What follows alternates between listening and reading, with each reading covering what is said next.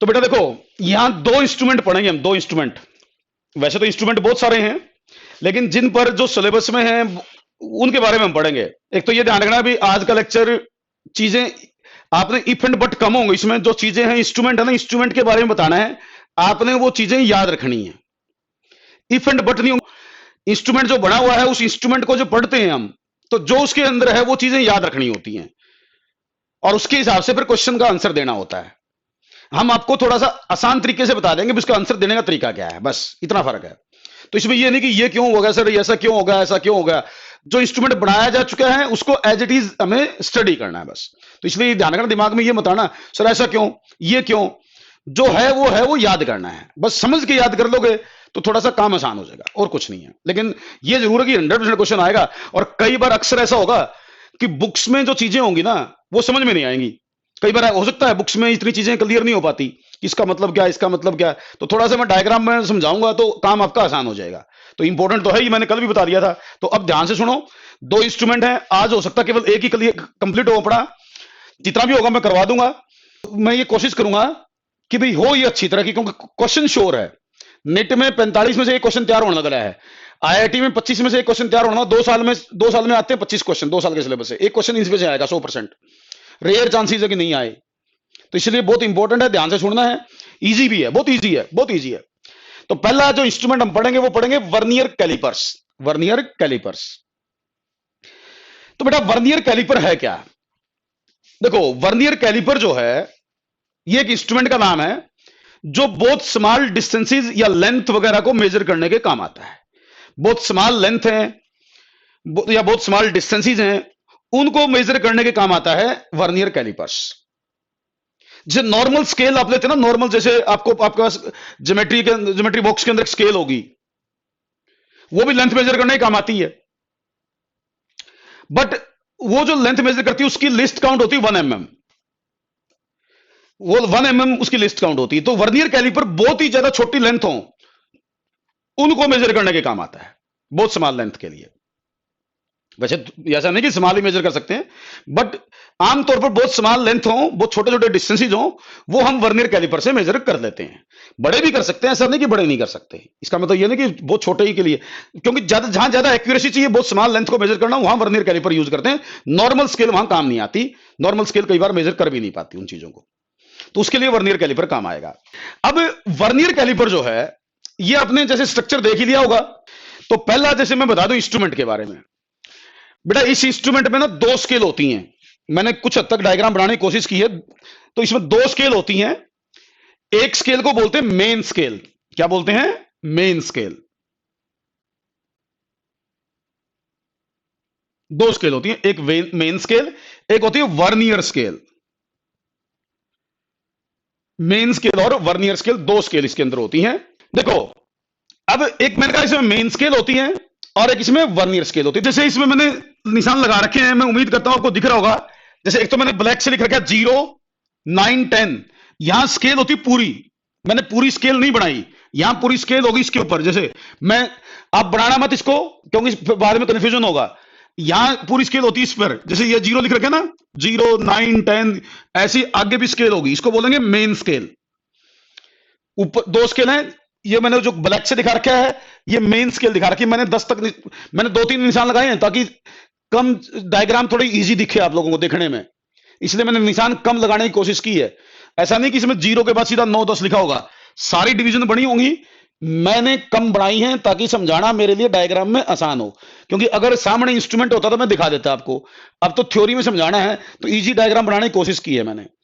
तो यहां पूरी स्केल बनी होगी, इसको नाम दिया जाएगा मेन स्केल। सो क्या बोलेंगे हमें? Main scale. मेन स्केल पर जो एक डिवीजन होगी ना, एक डिवीजन होगी, आमतौर पर 1 मेन स्केल डिवीजन की वैल्यू 1 mm होगी। 1 मेन स्केल डिवीजन की वैल्यू 1 mm होगी। यह निशान लिखा होगा, इंस्ट्रूमेंट पर लिखा होता है ये सब चीजें जो मैं बता रहा हूं, ठीक है। तो 1 मेन स्केल डिवीजन की वैल्यू 1 mm के बराबर होगी। मतलब जैसे 0 के बाद 1, 2, 3 तो सारे निशान जो mm में होंगे, तो यहां पे आते 10 mm होगा। इसका मतलब ये 10 mm का मतलब 1 सेंटीमीटर हो गया। अब ये मत सोचना कि 1 सेंटीमीटर बहुत बड़ा बना दिया, डायग्राम है, बड़ी बनानी पड़ेगी समझाने के लिए। वैसे तो 1 सेंटीमीटर बहुत छोटा होता है। तो ये जो निशान है 1 mm के, यहां 10 mm हो गया बेसिकली। तो एक तो ये देखना कि एक तो होगी मेन स्केल, उस पर 1 mm के ऊपर निशान लगा दिए। एक है वर्नियर स्केल। वो वर्नियर स्केल मैंने नीचे रेड लाइन से, रेड कलर से दिखा रखी है, रेड कलर से मैंने नीचे दिखाने की कोशिश की है वर्नियर स्केल। वर्नियर स्केल पर आमतौर पर 10 डिवीजन होती हैं। पहले मैं स्टैंडर्ड जो इंस्ट्रूमेंट है उसके बारे में बात करूंगा, फिर मैं क्वेश्चन के हिसाब से नए अपनी तरफ से इंस्ट्रूमेंट भी बनाने की कोशिश करूंगा। पहले मैं स्टैंडर्ड जो चीज है वो बता रहा हूं, तो उसको उसी तरीके से याद कर लो जैसे मैं बता रहा हूं। 99% क्वेश्चंस जो मैं अब बताऊंगा उसके ऊपर आएंगे, बस जो चेंज हो सकता है वो मैं लास्ट में बता दूंगा कि क्या चेंज हो सकता है। तो पहले तो जो मैं बोल रहा हूं वही एक किस्म से क्वेश्चन भी है, वही आता है ज्यादातर, तो कुछ नहीं आता इसमें। स्टैंडर्ड से क्वेश्चन में कह रहा हूं, बड़ा मुफ्त का क्वेश्चन है, बड़ा कहीं ना जैसे पेपर में हर टाइप के क्वेश्चन होते हैं, आसान, थोड़े से अच्छे लेवल के और अच्छे लेवल के, तो ये सबसे आसान क्वेश्चनों में से एक होता है और फिक्स से क्वेश्चन है कि भाई 2-3 पाते हैं उन्हीं में से कोई चीज पूछ लेगा अपना। चलो, तो एक तो मैंने बताया भी इसमें होगी मेन स्केल। मेन स्केल की एक डिवीजन की value 1 main scale division MSD, 1 main scale division, value of 1 main scale division is 1 millimetre. उसके बाद मैंने नीचे बनाई है vernier scale. Vernier scale, vernier scale पर आमतौर पर 10 डिवीजन होंगी। वर्नियर स्केल पर आमतौर पर 10 डिवीजन होंगी और वर्नियर स्केल की डिवीजन मेन स्केल से हल्की सी छोटी भी होंगी, यह भी पक्का है। वर्नियर स्केल पर आमतौर पर 10 डिवीजन होंगी और वर्नियर स्केल की डिवीजन का साइज मेन स्केल की डिवीजन के साइज से छोटा होता है, ध्यान रखनी है बात।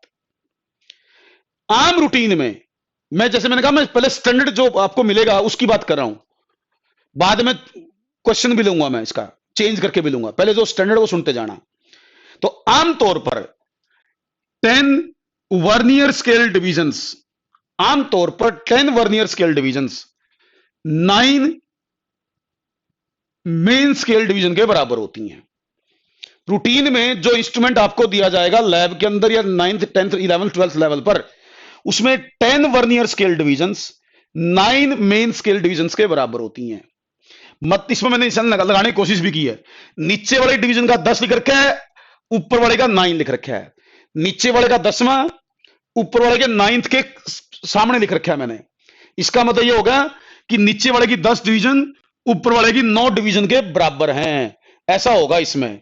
वर्नियर स्केल की डिवीजन क्योंकि थोड़ी सी छोटी होती हैं, तो 10 वर्नियर स्केल डिवीजन की वैल्यू 9 मेन स्केल डिवीजन की वैल्यू के बराबर है, जो स्टैंडर्ड इंस्ट्रूमेंट होता है उसमें। नीचे वाली स्केल वर्नियर स्केल है, ऊपर वाली स्केल मेन स्केल है, जो मैंने डायग्राम बनाई है उसमें। हमेशा ऐसा हो, कोई जरूरी नहीं है, जो डायग्राम आपको दी जाएगी उसमें लिखा जाएगा कि ये मेन स्केल है, ये वर्नियर स्केल है। मैंने नीचे वर्नियर स्केल बनाई है, ऊपर मेन स्केल बनाई है। तो 10 वर्नियर स्केल डिवीजन की वैल्यू 9 मेन स्केल डिवीजन की वैल्यू के बराबर है। तो यहां से मैं कह सकता था 1 vernier scale division is equal to 9/10 main scale division. 9/10 main scale division. 1 vernier scale division is equal to 9/10 main scale division. क्या ऐसा बोल सकता था? और आपने मेरे को बताया कि 1 main scale division, 1 main scale division is equal to 1 mm।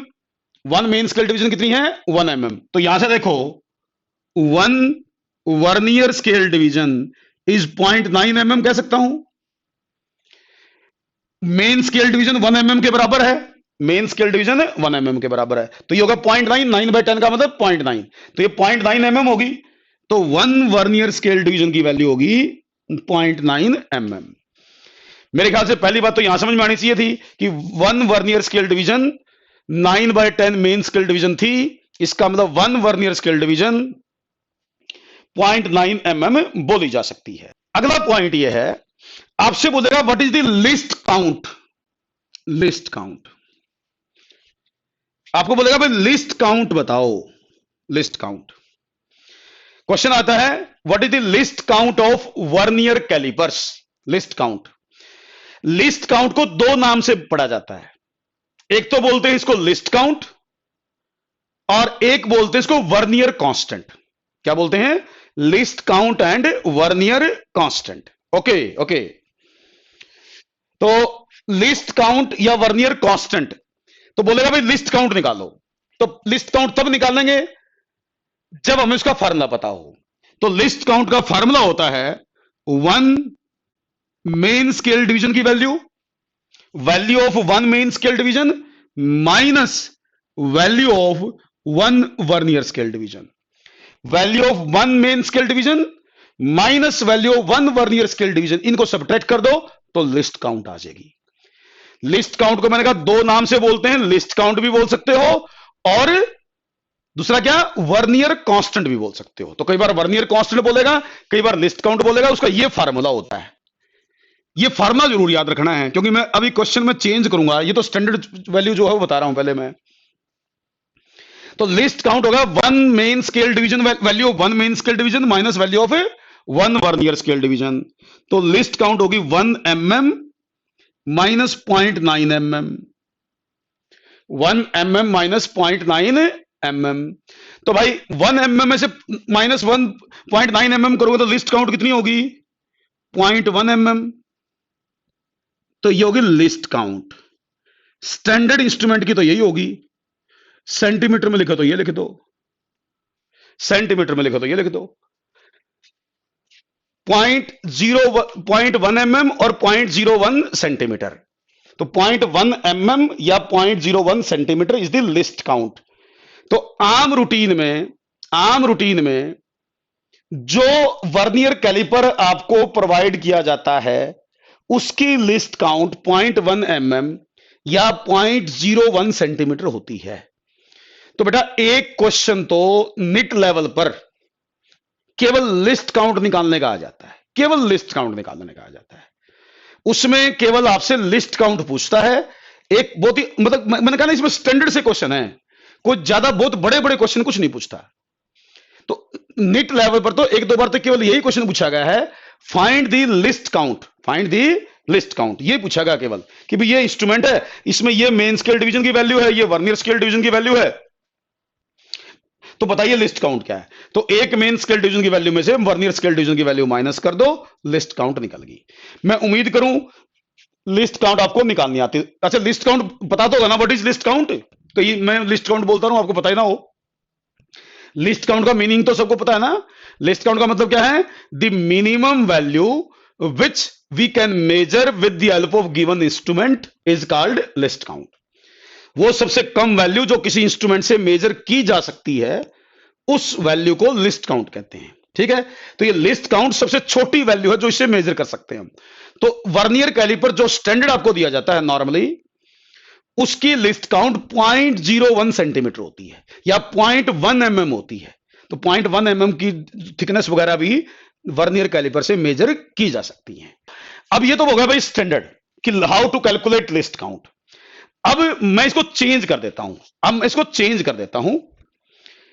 मैं देखो मैंने कहा मैं एक तो स्टैंडर्ड है, आमतौर पर आपको ऐसा मिलेगा, लेकिन भाई क्वेश्चन में खासकर कंपटीशन में आईआईटी या पीएमटी के पेपर में जरूरी नहीं जो स्टैंडर्ड चीज है वही दे, आपको थोड़ा बहुत चेंज करके दे सकता है।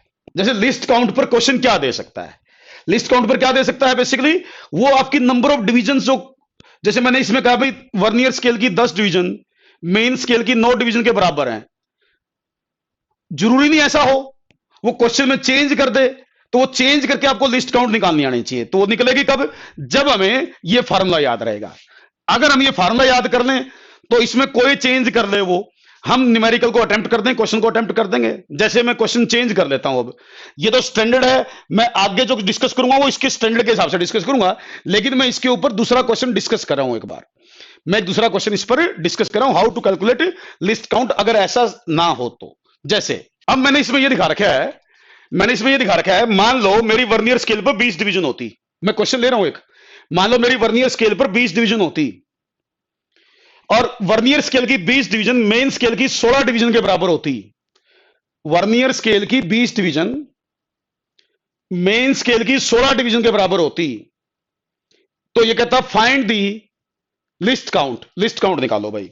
तो आपने मेरे को फार्मूला बता दिया है कि लिस्ट काउंट जो है वो value of 1 main scale division minus value of 1 vernier scale division के बराबर है। तो ये फार्मूला अगर मुझे ध्यान है तो इसमें मुझे मेन स्केल डिवीजन की वैल्यू तो याद है कि 1 mm है, 1 mm है।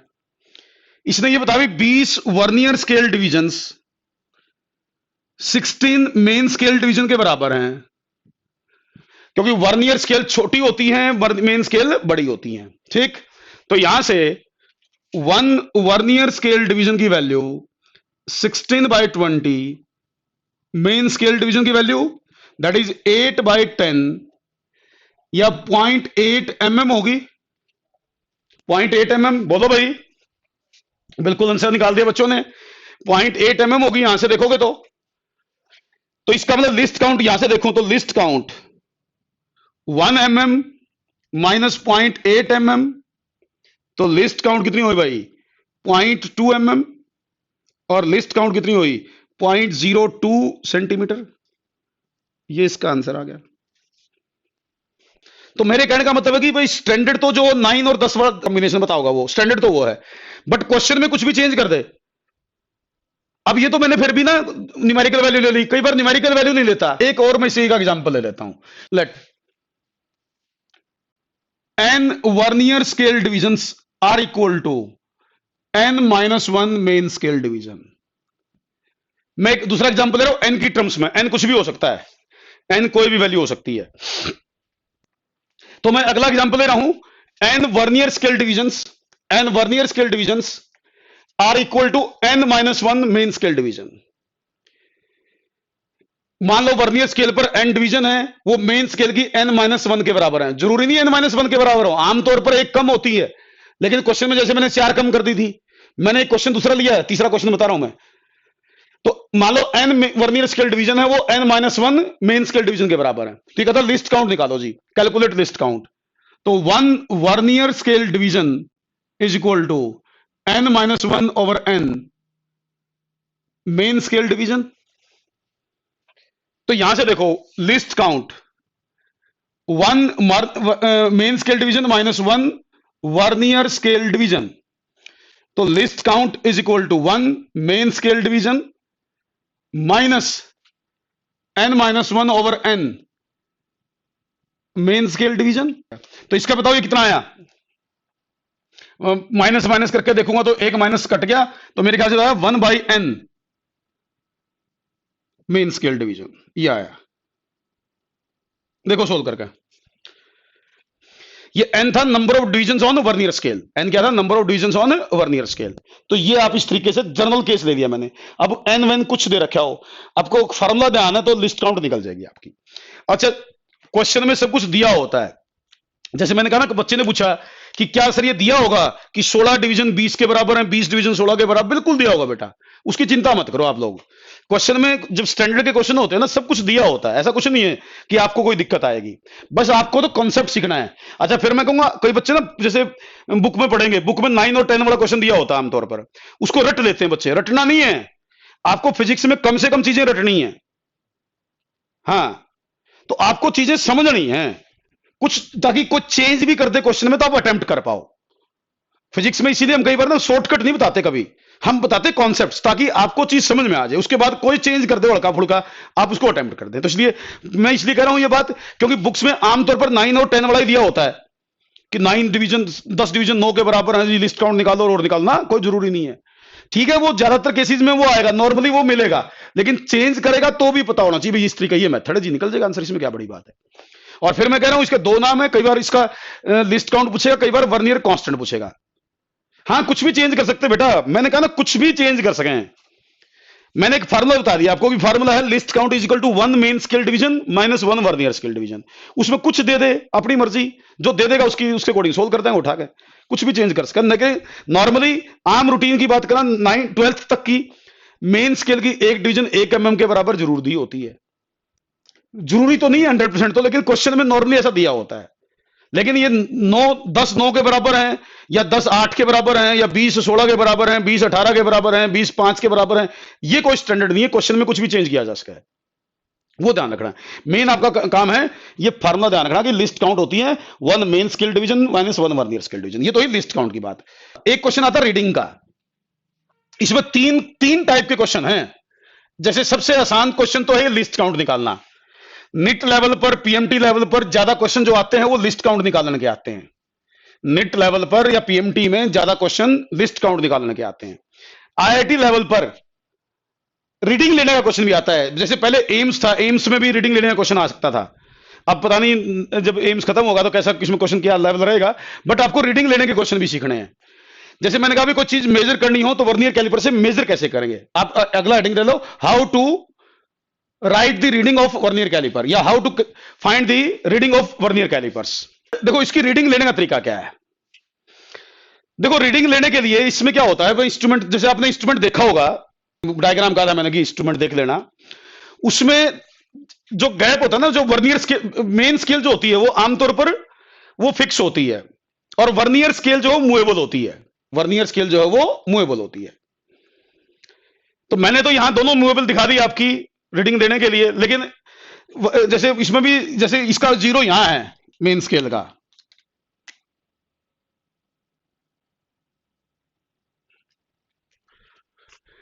अब रीडिंग कैसे लेते हैं, रीडिंग कैसे लेते हैं। देखो जो भी एक जैसे ना एक स्क्रू होता है, अगर आप पढ़ के आए हो थोड़ा बहुत तो आपको बता रखा होगा कि एक स्क्रू होता है जिससे आप वर्नियर स्केल को आगे पीछे सरका सकते हो। और ये जाओ जो है ना, इसके जो जाओज हैं वो मूवेबल होता है। एक जाओ तो फिक्स होता है इधर वाला, तो इधर वाला ये आगे पीछे सरक सकता है। ये वाला जाओ जो है ना ये आगे पीछे सरक सकता है। ये जैसे किसी ने मेरे को बोला कि भाई एक बॉल है मान लो कि, अब किसी ने बोला भी मेरे ये बॉल है, इस बॉल का डायमीटर बताओ, इस बॉल का डायमीटर बताओ। तो इस बॉल को मैंने कहा मूवेबल जो जाओ है ना, जैसे सरका लिया, जो नीचे वाली स्केल है वो मैंने कहा मूवेबल है, उसके जाओ के बीच में ये बॉल अपना डाल दी, फिक्स कर दी और जाओ को टाइट कर लिया। अब मुझे इसका डायमीटर बताना है, तो इसमें 2 रीडिंग लेनी होती हैं, इसमें 2 रीडिंग लेनी होती हैं। अब रीडिंग पर ध्यान दो, इंस्ट्रूमेंट मैं उम्मीद करता हूं आप देख लेंगे, आपके पास बुक होगी, आप देख लेंगे उसको, इंस्ट्रूमेंट को। तो इसमें रीडिंग कैसे लेते हैं, इसमें 2 रीडिंग होंगी। एक होगी main scale reading, main scale reading, मैं इसको आमतौर आगे चल के तो MSR लिखूंगा, MSR। अब मैं लिख रहा हूं उसको पूरा नाम, मेन स्केल रीडिंग। आगे चल के मैं इसको MSR लिखूंगा, या बुक्स में भी आपको MSR लिखा मिलेगा। आर कई बच्चे समझ नहीं पाते तो मैंने रीडिंग पूरा लिख दिया। तो पहले आपको लेनी होती है मेन स्केल रीडिंग। अब मेन स्केल रीडिंग कैसे लेनी है, देखो भाई शुरू में मैं ये मान रहा हूं, देखो ध्यान रखना, मैं ये मान के चल रहा हूं कि मेरा जो इंस्ट्रूमेंट है वो एरर फ्री है। पहले केस में मैं जो एग्जांपल ले रहा हूं उसमें ये मान रहा हूं कि मेरा इंस्ट्रूमेंट एरर फ्री है, बिल्कुल एक्यूरेट इंस्ट्रूमेंट है, उसके हिसाब से बता रहा हूं। इसके बाद मैं ऐसा इंस्ट्रूमेंट भी लूंगा जिसमें एरर होगी। तो पहले मैं ये मानूंगा कि जिस इंस्ट्रूमेंट में एरर ना हो उससे रीडिंग कैसे लिखते हैं, उससे मेजरमेंट कैसे करते हैं। तो मैं कह रहा हूं भी मेजरमेंट करना, जैसे मेरे को किसी ने बोला एक बॉल है, इस बॉल का डायमीटर लेना है, मेजर करना है, इस बॉल का डायमीटर मेजर करना है। तो मैंने इसको जाउज के बीच में फिक्स करा और फिर मैं रीडिंग लूंगा। इसकी रीडिंग मैंने कहा 2 होंगी, एक होगी मेन स्केल की रीडिंग, एक होगी वर्नियर स्केल की रीडिंग। एक मेन स्केल की रीडिंग और एक वर्नियर स्केल की रीडिंग। मेन स्केल की रीडिंग कैसे लेते हैं, वर्नियर स्केल की रीडिंग कैसे लेते हैं, वो मैं समझा देता हूं। मेन स्केल की तो बिल्कुल आसान है, मेन स्केल की रीडिंग बिल्कुल आसान है। जैसे इस एग्जांपल में देख लो, आप इस डायग्राम में देख लो। इस डायग्राम में आपको क्या देखना होता है, आपको ये नोट करना होता है कि जो वर्नियर स्केल की 0 है, ये नीचे वाली 0, ये मेन स्केल के ऊपर कहां पर है। आपको ये देखना होता है कि वर्नियर स्केल की 0 मेन स्केल पर कहां आई हुई है। आप इसको ध्यान से देख लो, मैंने बना रखा है डायग्राम में, वर्नियर स्केल की 0 मेन स्केल के 10 और 11 के बीच में है। वर्नियर स्केल की 0 देखो आप एक बार इस डायग्राम में, वो ये 10 है, ये 11 है। वर्नियर स्केल की 0 की पोजीशन देखनी है मेन स्केल पर कहां आई हुई है। तो मुझे जो दिख रहा है वर्नियर स्केल की डिवीजन, वर्नियर स्केल की 0 मेन स्केल के 10 और 11 के बीच में है। वर्नियर स्केल की 0 मेन स्केल की 10 और 11 के बीच में दिख रही है आप लोगों को। तो इसका मतलब वर्नियर स्केल की डिवीजन अगर 10 और 11 के बीच में है ये 0, तो मेन स्केल की रीडिंग होगी 11 mm, जिससे सॉरी 10 mm, नॉट 11। ओहो गलती कर गया था भाई, बलंडर कर दिया था मैंने तो। 10 mm, 10 mm मतलब जिससे आगे हो, जैसे 10 से आगे है तो 10 mm, अगर ये 0 11 से आगे होती तो 11 mm, जिससे आगे है वो रीडिंग होगी मेन स्केल की। तो आपको वर्नियर स्केल की 0 की पोजीशन देखनी है मेन स्केल पर कहां आई हुई है। तो मैंने जो एग्जांपल में लिखा हुआ है वो ये लिख रखा है, मैंने दिखा रखा है कि वर्नियर स्केल की 0, 10 और 11 के बीच में है मेन स्केल के ऊपर। इसका मतलब मेन स्केल की रीडिंग होगी 10 mm। तो ये तो आ गई मेन स्केल की रीडिंग। मेरे ख्याल से इतनी समझ में आई। मेन स्केल रीडिंग नोट करना सीखे। वर्नियर स्केल की 0 की पोजीशन देखनी है मेन स्केल पर कहां पर आ रही है। जिस डिजिट से आगे आ रही है वो डिजिट लिख दो। जैसे 10 से आगे है, 10 और 11 के बीच में है, तो रीडिंग होगी 10 mm। मेन स्केल की रीडिंग 10 mm होगी। इसके बाद मुझे देनी है vernier scale reading. Vernier scale reading ध्यान से करना है। वर्नियर स्केल रीडिंग ध्यान से करना है। अब मेरी बात को ध्यान से सुनना है। वर्नियर स्केल रीडिंग में ना, अब मैं बताता हूं वर्नियर स्केल की रीडिंग कैसे लेते हैं। वर्नियर स्केल की रीडिंग, ये पॉइंट जरूर ध्यान से सुनना है, फिर समझ में नहीं आएगा वर्नियर स्केल की रीडिंग कैसे लेनी, वो अब ध्यान से सुनो बेटा। वर्नियर स्केल की रीडिंग लेने के लिए आपको क्या देखना है, देखो जब आप ये एक्सपेरिमेंट करोगे ना, लैब के अंदर जब एक्सपेरिमेंट मेजरमेंट कर रहे होगे आप, तो आप देखोगे जैसे ये रीडिंग आ रही है, तो वर्नियर स्केल की कोई ना कोई एक डिवीजन आपको ऐसी दिखाई देगी। वर्नियर स्केल की कोई ना कोई एक डिवीजन आपको ऐसी दिखाई देगी जो मेन स्केल की किसी डिवीजन के बिल्कुल कॉन्साइड कर रही होगी। बिल्कुल एक डिवीजन ऐसी मिलेगी जो बिल्कुल कॉन्साइड करेगी मेन स्केल के किसी भी एक डिवीजन के साथ। जैसे इसमें देखो मेरे एग्जांपल में मैंने ये दिखाने की कोशिश की है कि वर्नियर स्केल की 5वीं डिवीजन मेन स्केल की एक डिवीजन के बिल्कुल साथ कॉन्साइड कर रही है। बाकी डिवीजन आगे पीछे में थोड़ा बड़ा बना दो, मैं थोड़ा बड़ा बना दूं समझाने खातर, मैं थोड़ा बड़ा बना रहा हूं समझाने के लिए, ध्यान रखना। वही चीज मैं दोबारा दिखा रहा हूं। देखो एक बार, ये मेन स्केल का 10, ये मेन स्केल का 11, ये यहां 0 थी वर्नियर स्केल की, यहां कुछ डिवीजन थी वर्नियर स्केल की, ये वर्नियर स्केल की 5वीं डिवीजन थी, ये मेन स्केल की किसी एक डिवीजन के बिल्कुल सामने आ रही है।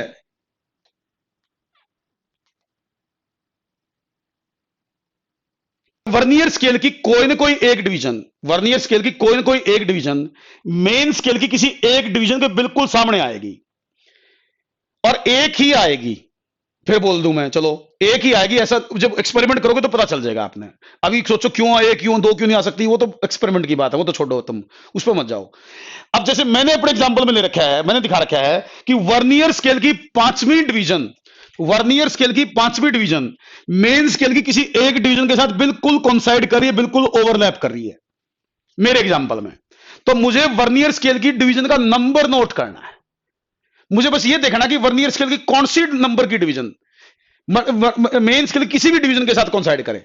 आपने नंबर किसका नोट करना, वर्नियर स्केल वाले का। मेन स्केल की कोई भी डिवीजन हमें से मतलब बस वो कॉन्साइड किसके साथ, वर्नियर स्केल की कौन सी डिवीजन कॉन्साइड करी उसका नंबर नोट कर लो। ऊपर वाली कौन सी डिवीजन उससे कोई मतलब नहीं, बस इसका नंबर जरूर पता होना चाहिए। जैसे ये 5वीं है, 5वीं कॉन्साइड करी है ना, तो भाई आपकी वर्नियर स्केल रीडिंग होगी 5 into list count, 5 into list count. जो वर्नियर स्केल की डिवीजन मेन स्केल की किसी भी डिवीजन के साथ कॉन्साइड करे उस डिवीजन का नंबर नोट कर लो, उसको लिस्ट काउंट से मल्टीप्लाई कर दो, उसको लिस्ट काउंट से मल्टीप्लाई कर दो, वहां से आ गई आपकी वर्नियर स्केल की रीडिंग। अब ये वर्नियर स्केल की रीडिंग बढ़ाने का तरीका, जैसे अपना एग्जांपल मैंने जो दिया था स्टैंडर्ड, जो स्टैंडर्ड एग्जांपल लिया था उसके हिसाब से चलूं तो 5 इंटू 0.1 तो 0.5 mm। अपने स्टैंडर्ड एग्जांपल में मेरी लिस्ट काउंट 0.1 mm आई थी, तो भाई रीडिंग आ गई वर्नियर स्केल की 0.5 mm। तो मेन स्केल की रीडिंग आ गई थी 10 mm के बराबर, वर्नियर स्केल की रीडिंग आ गई 0.5 mm। अब मुझे निकालना चाहिए डायामीटर, तो diameter will be equal to main scale reading plus vernier scale reading, main scale reading plus vernier scale reading, तो that is 10 mm plus 0.5 mm। तो आंसर आ गया 10.5 mm। ये डायामीटर आ गया, ये अपनी फाइनल आंसर होगा, रीडिंग होगी। तो ये इस तरीके से रीडिंग इसकी नोट की जा सकती है। एक एग्जांपल और ले लेता हूं मैं इसका, ध्यान रखना मैं डिस्कस क्या कर रहा हूं, बिल्कुल जो मेरा इंस्ट्रूमेंट एक्यूरेट है, एरर फ्री इंस्ट्रूमेंट की बात कर रहा हूं। इसके बाद मैं एक एरर वाला इंस्ट्रूमेंट भी लूंगा। ये मान लीजिए मेरा वर्नियर कैलिपर्स है। अब जैसे मान लो किसी ने बोला भाई इस पेन का डायमीटर बता दो जी, इस पेन का डायमीटर, तो मैं इस पेन को इसमें डाल दूंगा, यहां डाल दिया भाई। ये मेन स्केल की 0 थी, ये वर्नियर स्केल की 0 है। मान लीजिए ये मेन स्केल के 5 और 6 के बीच में आ रही है। तो भाई देखो, ये मैंने इसमें दिखाई, पहले मैं रीडिंग दिखाने की कोशिश कर रहा हूं केवल मेन स्केल की। तो भाई मेन स्केल रीडिंग मेरे ख्याल से 5 mm होगी। मेन स्केल रीडिंग 5 mm होगी, क्योंकि 5 और 6 के बीच में है। 5 और 6 के बीच में, तो मेन स्केल रीडिंग होगी 5 mm। अब उसके बाद मुझे देखना होगा वर्नियर स्केल की कौन सी डिवीजन कॉन्साइड कर रही है। मैं एग्जांपल ले लेता हूं जस्ट, मान लो ये पहली, दूसरी, तीसरी, चौथी, ये 5वीं, ये 6ठी।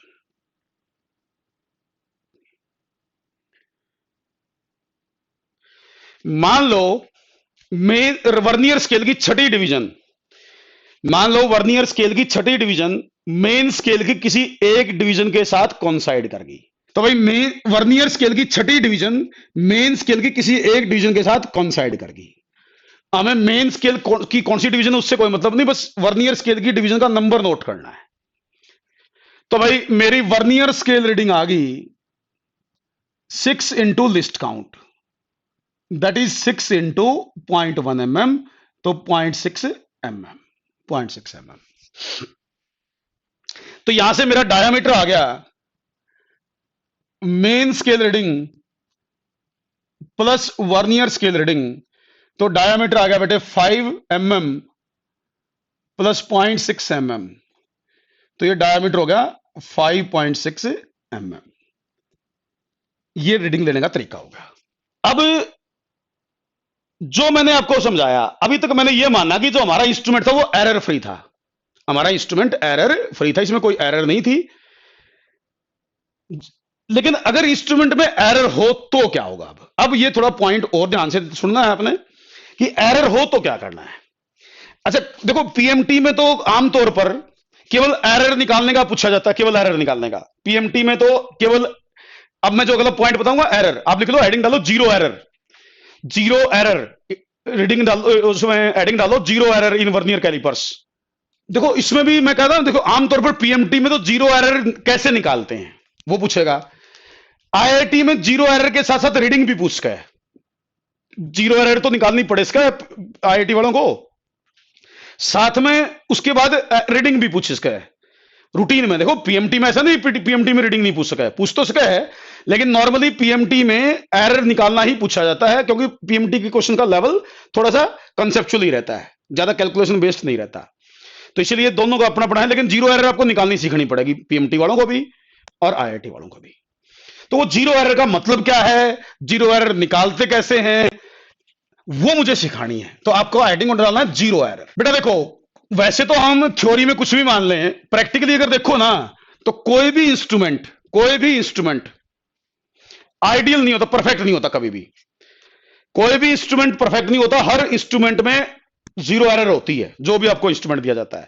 कई बार थ्योरी में जब क्वेश्चन करते हैं हम उसको नेग्लेक्ट कर देते हैं, बट प्रैक्टिकली देखो तो एरर होगी। कई सारे कारण हो सकते हैं, इंस्ट्रूमेंट की मैन्युफैक्चरिंग टाइम पे गलती होगी, यूज करने में वियर एंड टियर हो जाता है, तो 0 एरर आ जाती है। तो पहले हमें समझना 0 एरर क्या है। देखो बेटा, अगर मैं मैं स्केल बनाऊंगा, अब मैं केवल स्केल बनाऊंगा, पूरा ये फोटो नहीं बनाऊंगा। फोटो बनाने में मेरा टाइम बहुत लग जाएगा, ना बनाना आंदा फिर। देखो बेटा, ये है मान लो 0 ऑफ मेन स्केल, ऊपर है मेन स्केल, नीचे है वर्नियर स्केल।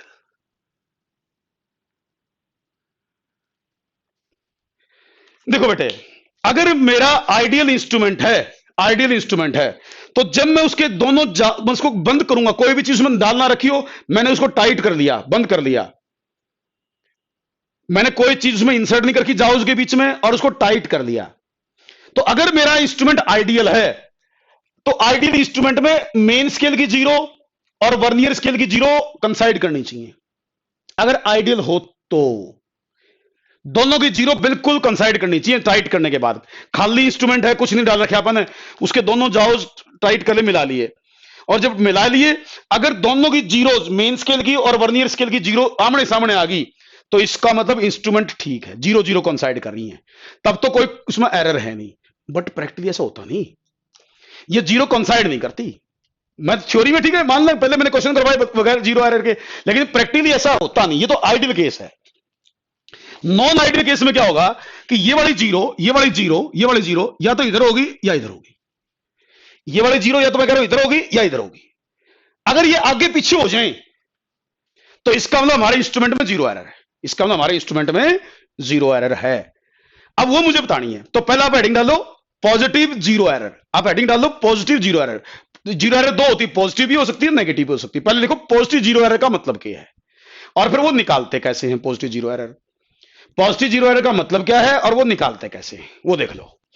अगर ये जीरो जीरो कॉन्साइड कर जाती तो कोई एरर थी नहीं, लेकिन प्रैक्टिकली ऐसा होता नहीं, ये कभी कॉन्साइड करती नहीं। अगर कॉन्साइड नहीं करेंगे दोनों की जीरो, टाइट करने के बाद, बंद खाली बंद करने के बाद, तो भाई इसका मतलब एरर है। मान लीजिए ये है मेन स्केल की जीरो, ये मेन स्केल की डिविजन्स हैं,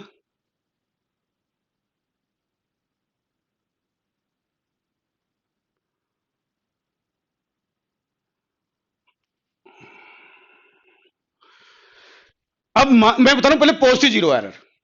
तो बेटा ये है मान लो वर्नियर स्केल की जीरो नीचे वाली, ऊपर है मेन स्केल, नीचे है वर्नियर स्केल।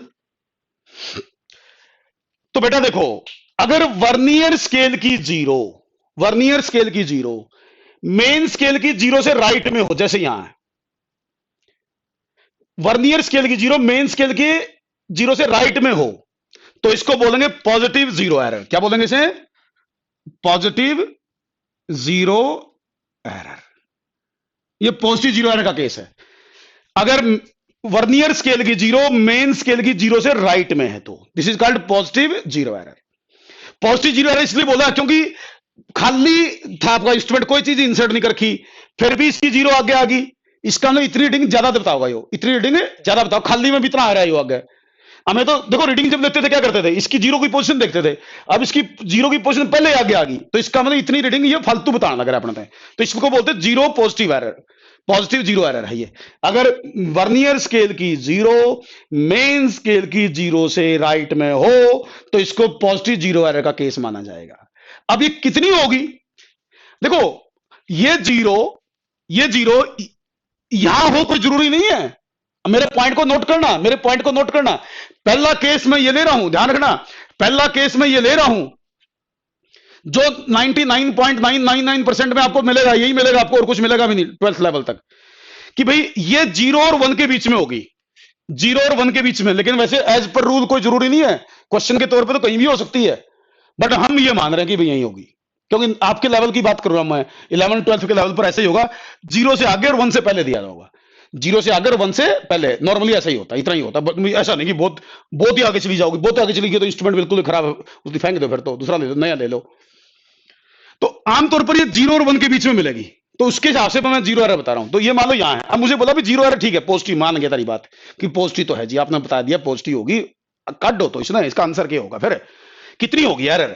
अब कितनी होगी वो देखना है, तो मुझे ये देखना है कि भाई वर्नियर स्केल की कौन सी डिवीजन, जैसे ये जीरो थी, ये मान लो फर्स्ट डिवीजन है, ये मान लो सेकंड, ये थर्ड, ये फोर्थ, ये फिफ्थ। अब मुझे ये देखना है जीरो एरर की पोस्ट, ये बताओ जीरो एरर पॉजिटिव होगी, ये मीनिंग समझ में आया? पॉजिटिव जीरो एरर तब बोलते हैं जब वर्नियर स्केल की जीरो मेन स्केल की जीरो से राइट में हो। अब इसकी वैल्यू क्या होगी?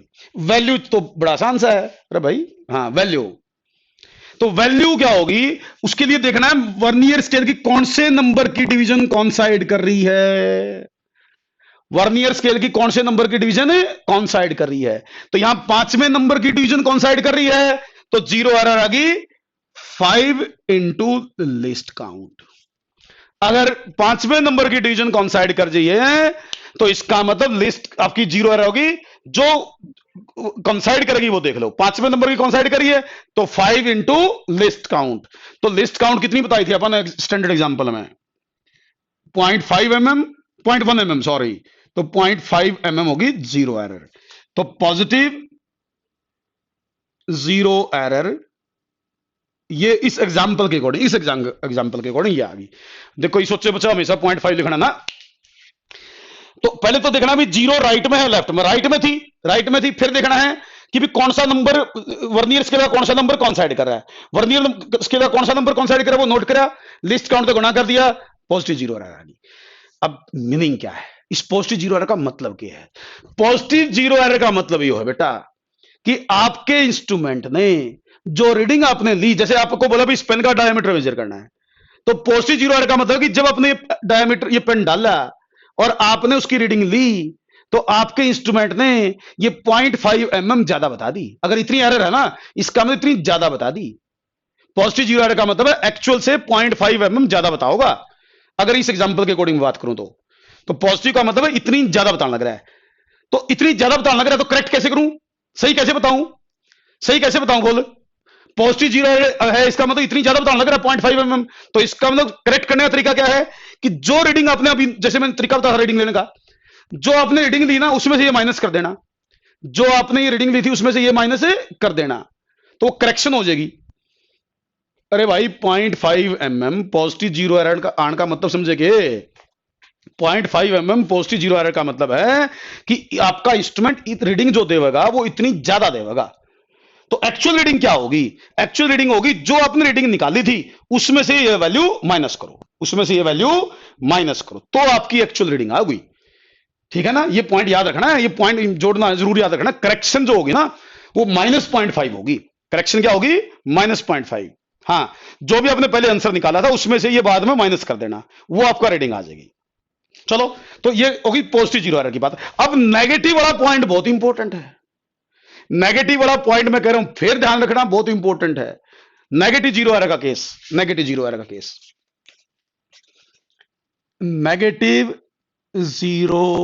एरर इस पॉइंट को थोड़ा ध्यान से सुनना बेटे। अब नेगेटिव जीरो एरर का मीनिंग समझो बेटा, अब इसको थोड़ा ध्यान से सुनना। मैं एक पॉइंट बताऊंगा इसमें बीच में, ये देखो बेटा, ये है जीरो मेन स्केल की, इस पर ऐसे ही बहुत सारी और डिवीजन बनी हुई है भाई। एक कुछ लगा दी निशान, 3 4 6 6 7 8 9 10, ऐसे कुछ और भी निशान होंगे। ये मेन स्केल है बेटा, ये जीरो भाई। अब देखो आप पोजीशन, अब ये देखो दोनों के जीरो देखो बेटा, ये नीचे है वर्नियर स्केल भाई, नीचे वर्नियर स्केल, ऊपर है मेन स्केल। अगर वर्नियर स्केल की जीरो मेन स्केल की जीरो से लेफ्ट में हो, वर्नियर स्केल की जीरो मेन स्केल की जीरो से लेफ्ट में हो, तो इसका मतलब यहां होगी नेगेटिव जीरो एरर। यहां कौन सी होगी? Negative zero error. Negative zero error का मतलब है वर्नियर स्केल की जीरो मेन स्केल की जीरो से लेफ्ट में होनी चाहिए। बिल्कुल क्लियर है बात? तो भाई लेफ्ट में है तो नेगेटिव जीरो एरर है। नेगेटिव इसलिए बोला क्योंकि थोड़ी सी पीछे रहेगी यहां जीरो, और नीचे वाले जीरो के हिसाब से रीडिंग लेनी होती है अपन। इसकी यही तो मैं रीडिंग देती है ना, इसकी पोजीशन तो रीडिंग बताती थी, अभी थोड़ी पीछे रहेगी। इसका ना अब की बार रीडिंग कम बताओगा अपना इंस्ट्रूमेंट, अब की बार हमारा इंस्ट्रूमेंट एक्चुअल से कम रीडिंग बताओगा, इसलिए इसको नेगेटिव जीरो एरर बोलेंगे। एक्चुअल से कम बताओगा तो नेगेटिव जीरो एरर बोलेंगे आप, इसलिए समझे?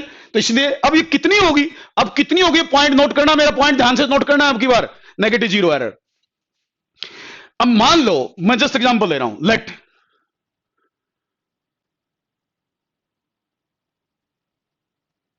ये है मेरी, ये पॉइंट नोट करना भाई, ये पॉइंट नोट करना आप ध्यान से, नेगेटिव जीरो एरर, इसकी वैल्यू, नेगेटिव जीरो एरर की वैल्यू। अब देखो कौन सा नंबर कॉन्साइड कर रहा है? सिक्स्थ। कौन सा नंबर कॉन्साइड कर रहा है? सिक्स्थ। तो सिक्स्थ नंबर कॉन्साइड कर रहा है। अब नोट करना मेरा पॉइंट जो मैं बोलना चाह रहा हूं, नोट करना। तो जीरो नेगेटिव जीरो एरर होगी 10 - 6 into list count, 10 - 6 into list count. ये नोट करो पॉइंट। 10 देखो, 10 नहीं, 10 से मेरा मतलब है मैंने ये माना था स्टैंडर्ड एग्जांपल में कि भाई वर्नियर स्केल पर 10 डिवीजन थी। आपने करना क्या है, जीरो एरर जब भी निकालोगे तो जितनी मेन वर्नियर स्केल पर डिवीजन है ना, जितनी वर्नियर स्केल पर डिवीजन है, नोट करो बात को, मैंने वर्नियर स्केल पर 10 डिवीजन मानी थी, तो 10 में से जो कोइंसाइड करिए वो नंबर माइनस करो, 10 में से जो नंबर कोइंसाइड करा वो माइनस करो। सुनो दोबारा से, वर्नियर स्केल पर जितनी डिवीजन है वो देखो। पहले तो मैंने अपने एग्जांपल में 10 मानी थी, शुरू में स्टैंडर्ड बोला था मैंने, और फिर देखो कौन सी कोइंसाइड करी है, तो टोटल वर्नियर स्केल डिवीजन में है, कोइंसाइडिंग वाला नंबर माइनस करो और फिर 0.1 जो आपका लिस्ट काउंट उससे गुणा करो। तो इसका आंसर क्या आया, इसका आंसर आया 4 इंटू 0.1, तो ये बना भाई 0.4 mm। नेगेटिव साइन लगाना चाहो नेगेटिव साइन लगा लो, नेगेटिव तो ये बताने के लिए कि एरर नेगेटिव है, नेगेटिव बताने के लिए तो ये बताने के लिए 0.4 mm इसका आंसर आया। तो 0.4 mm, ये 10 में से -6 करा है मैंने, ये पॉइंट नोट करना है जीरो एरर में, नेगेटिव जीरो एरर में, नेगेटिव जीरो एरर में ये पॉइंट नोट करना है। 10 - 6 करा है, 10 के है total division on vernier scale और 6 क्या था, कोइंसाइडिंग वाली, तो टोटल में था जो कोइंसाइड करी वो माइनस करके करना है। और फिर देखो सुनो, अब जीरो नेगेटिव जीरो एरर का मतलब क्या होया, नेगेटिव जीरो एरर का मतलब ये हुआ कि इतनी वैल्यू कम बता रहा है, इतनी वैल्यू कम बता रहा है। तो ठीक कैसे करांगे अबे, ठीक कैसे करांगे, ठीक कैसे करांगे, जितनी हमने रीडिंग ली उसमें इसका मैग्नीट्यूड ऐड कर दो। सुनो मेरी बात को, नेगेटिव जीरो एरर का मतलब क्या हुआ कि इतनी वैल्यू कम बताई, एक्चुअल तो कम बता दिया, अपने इंस्ट्रूमेंट से जब रीडिंग ली ना, एक्चुअल से इतनी कम बता दी, तो करांगे कैसे, वर्नियर स्केल पर जितनी टोटल डिवीजन है, वर्नियर स्केल पर जितनी टोटल डिवीजन है उसमें तय यो 6 माइनस करना था। अगर वर्नियर स्केल पर 10 डिवीजन थी तो 10 में तो 6 माइनस कर देंगे, अगर वर्नियर स्केल पर 20 डिवीजन होती तो 20 में तो माइनस कर देते कोइंसाइडिंग, ठीक है। तो वर्नियर स्केल पर कितनी डिवीजन है उसमें तो माइनस करना बेटा, ऐसे नहीं रट्टा, मैंने कहा रट्टा ना मारो। 10 क्या है total division on vernier scale, हमने ऐसा माना था स्टैंडर्ड एग्जांपल में, और मैं ये बता रहा हूं स्टैंडर्ड एग्जांपल के अकॉर्डिंग, तो इसलिए 10 में 10 माइनस करा है। तो बताओ सुनो, अगर मैं ये बता रहा था नेगेटिव जीरो एरर का मतलब क्या है, नेगेटिव जीरो एरर का मतलब ये है तो कि भाई ये चीज इतनी कम बताओगा, अपना इंस्ट्रूमेंट इतनी कम बताओगा, तो इसका मतलब क्या करांगे, अगर रीडिंग ठीक करनी है तो जो रीडिंग आए उसमें इसका मैग्नीट्यूड ऐड कर दो, इसका मैग्नीट्यूड ऐड कर दो। तो करेक्शन क्या होगी, करेक्शन होगी +0.4, करेक्शन क्या होगी +0.4, तो करेक्शन +0.4 करनी पड़ेगी आपने। जो रीडिंग आपकी आए लास्ट में उसमें यह चीज जोड़ दियो, ऐड कर दियो, प्लस का कर दियो उसको। ये एरर तो नेगेटिव है बट करेक्शन पॉजिटिव होगी, error negative but correction positive होगी। अगर ये जीरो, ये वर्नियर स्केल की जीरो है, ये मेन स्केल की जीरो से लेफ्ट में हो, मेन स्केल की जीरो है, ये वर्नियर स्केल की जीरो, ये लेफ्ट में है तो नेगेटिव जीरो एरर है। निकालने का तरीका क्या बताया कि भाई आप ये देख लो कौन सा नंबर इसका कंसाइड कर रहा है, कौन सा नंबर मेन स्केल के साथ कंसाइड कर रहा है। जो नंबर कंसाइड कर रहा है वो 10 में से -6 इंटू लिस्ट काउंट कर दो, 10 में से -6 इंटू लिस्ट काउंट। ये 10 क्या है, 10 है total divisions on vernier scale. अगर 10 की बजाय ये 20 होता तो 20 में तो माइनस कर देते, 10 की बजाय 15 होता तो 15 में से माइनस करते। जितनी भी ये वर्नियर स्केल पर डिवीजन है उसमें तो ये माइनस करना कौन साइड वाला, लिस्ट काउंट तो गुणा कर दो, आपके पास लिस्ट काउंट ये आपकी नेगेटिव जीरो एरर आ जाएगी। करेक्शन करनी हो तो प्लस इतना ऐड कर देना। ओके, अभी देखो आज जो टॉपिक था, मैंने मुझे 2 इंस्ट्रूमेंट करवाने थे, स्क्रू गेज और वर्नियर कैलिपर्स। आज वर्नियर कैलिपर्स पूरा हो पाया। आज मैं इसका असाइनमेंट डालूंगा शाम तक, आपने वो असाइनमेंट सोल्व करना है वर्नियर कैलिपर्स का। कुछ क्वेश्चन डालूंगा 5-10 में, जितने भी मुझे मिलेंगे। नेक्स्ट संडे को फिर मैं क्लास लूंगा आपकी, उसमें मैं आपको एक्स्ट्रा क्लास लेके स्क्रू गेज वाला जो टॉपिक है वो कंप्लीट करवा दूंगा। और नेक्स्ट संडे तक हो सकता है मेरे पास स्क्रू गेज मिल भी जाए, कहीं से ले आऊंगा, अरेंज करने की कोशिश करूंगा, वो दिखाऊंगा भी आप लोगों को मैं। ठीक है, तो आज ये वर्नियर कैलिपर कर लो, इसी के मैं क्वेश्चन डालूंगा। असाइनमेंट शाम तक चेक कर लेना एक बार आके, इस पर साइट पर आपको असाइनमेंट मिल जाएगा वर्नियर कैलिपर्स का। फिर नेक्स्ट संडे को स्क्रू गेज पढ़ेंगे, लेकिन फिर कह रहा हूं लाइटली मत लेना इसको, इसके क्वेश्चन जरूर सोल्व करने हैं आपने, 100% मान के चलना। वैसे तो मैं कोई ये तो नहीं कह सकता कि बस बिल्कुल ही, लेकिन फिर भी क्योंकि मुझे बहुत ज्यादा इंपॉर्टेंट लगता है पिछले ट्रेंड के हिसाब से, तो इसलिए आपने इस पर रिस्क लेना है। एक क्वेश्चन आपका लगभग पक्का हो रहा है, इसको आपने जरूर सोल्व करना है असाइनमेंट को जो मैं दूंगा।